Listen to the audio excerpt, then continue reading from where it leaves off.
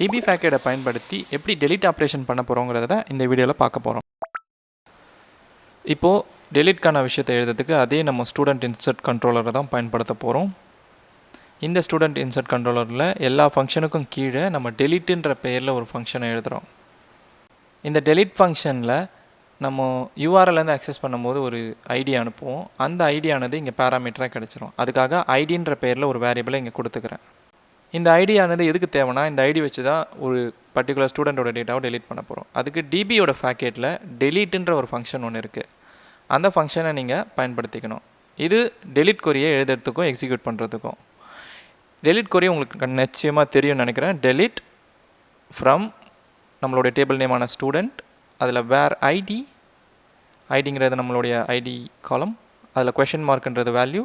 இந்த question மார்க்கான value வந்து நம்மளுடைய ஐடி தான். அதை ரெண்டாவது ஆர்குமெண்ட்டாக கொடுத்துக்கிறேன். இவ்வளோ தான் டெலிட் கோரிக்காக நீ பண்ண வேண்டிய விஷயங்கள். இது பண்ணி முடித்த உடனே உங்களுக்கு ரெக்கார்டானது டெலிட் ஆகிடும். அதை நம்ம தெரிவிக்கிறதுக்கு ஒரு ஸ்ட்ரிங் ஆனது ரிட்டர்ன் பண்ண போகிறோம்.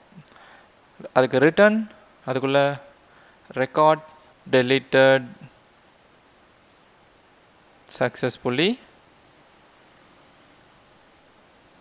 அதுக்கடுத்து லிங்க் ஒன்று கொடுக்க போகிறோம்.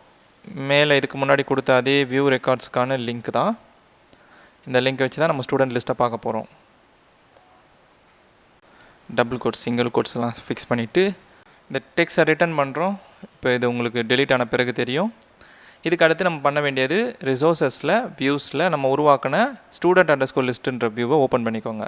இதில் நம்ம புதுசாக ஒரு ஹெட்டிங்கை மேலே கொடுக்க போகிறோம். அதுதான் டெலிட்டுன்ற ஒரு ஹெட்டிங். அந்த ஹெட்டிங்க்கு நம்ம ஃபார் ஈச் லூப்பில் ஒரு டேட்டா கொடுக்க போகிறோம். அதுக்காக கடைசியாக இன்னொரு டிடியை ஓப்பன் பண்ணிக்கிறேன். அந்த டிடிக்குள்ளே ஒரு லிங்கை கொடுக்க போகிறேன். மேலே எடிட்டுக்கு கொடுத்த மாதிரியே ஒரு லிங்க். அதுக்கு டெலிட்டுன்ற யூஆர்ஐயோடு அது வரும். டெலிட் ஸ்லாஷ் ஸ்டூடெண்ட்டோட ஐடியை நம்ம எக்கோ பண்ணுறோம். இந்த இடத்துல ஸ்டூடெண்ட்டோட ஐடி, லிங்கோட பேர் டெலிட்.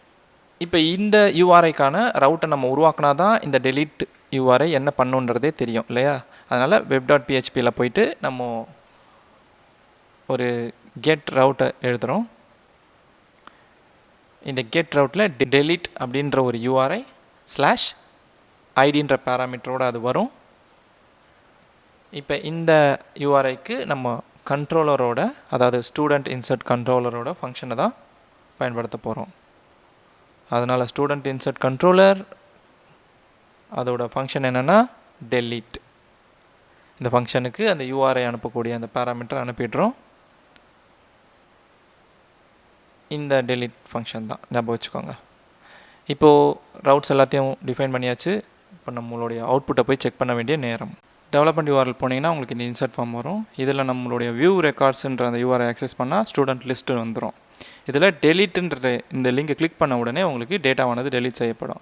இப்போ முதல்ல என்னுடைய பெயர் கொண்ட இந்த டெலிட் லிங்கை நான் டெலிட் பண்ணிடுறேன். Record deleted successfully. மறுபடியும் அந்த லிங்க் வந்துருச்சு. பார்த்தீங்கன்னா என்னுடைய பெயர் கொண்ட அந்த டேட்டா போயிடுச்சு.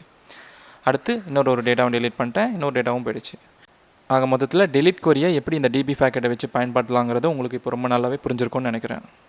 சில நேரங்களில் நீங்கள் ரன் பண்ணுற எந்த ஒரு ஸ்டேட்மெண்ட்டும் வேல்யூவை ரிட்டர்ன் பண்ணாமலே இருக்கலாம். அந்த மாதிரி சூழ்நிலைகளில் டிபி ஃபேக்கெட்டை எப்படி பயன்படுத்தணுங்கிறத உங்களுக்கு அடுத்த வீடியோவில் சொல்கிறேன்.